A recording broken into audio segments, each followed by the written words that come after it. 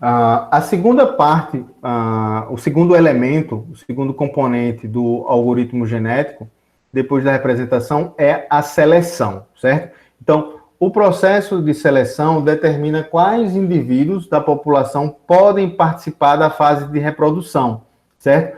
Os indivíduos são selecionados de acordo com uma probabilidade que vai ser calculada com base na sua aptidão.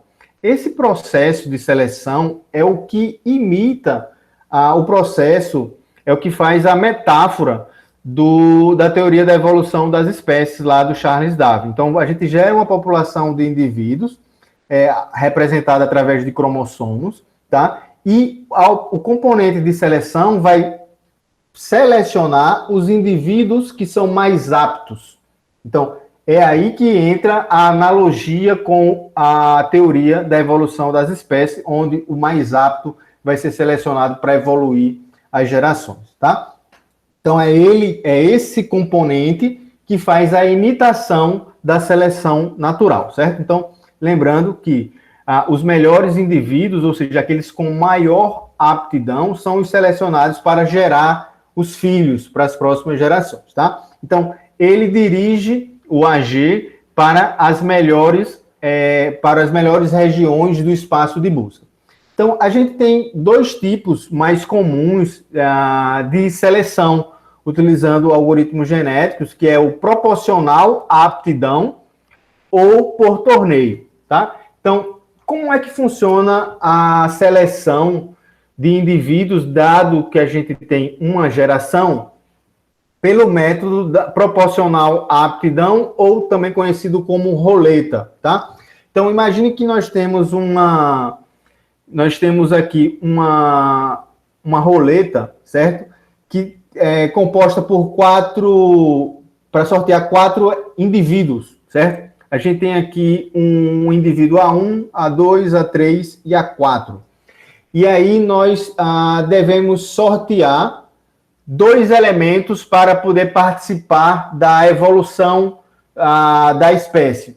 Então, essa roleta ela vai ser girada e a fatia de cada elemento vai ser proporcional à sua aptidão. Vamos dizer assim, ó. Imagine que, para você poder representar isso, vamos dizer que a melhor solução é A1.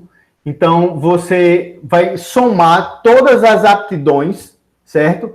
E aí, a proporção de A1 vai ser a aptidão de A1 dividido pela aptidão de toda a população, certo? Então, isso faz com que você tenha a maior fatia para o elemento que é mais apto.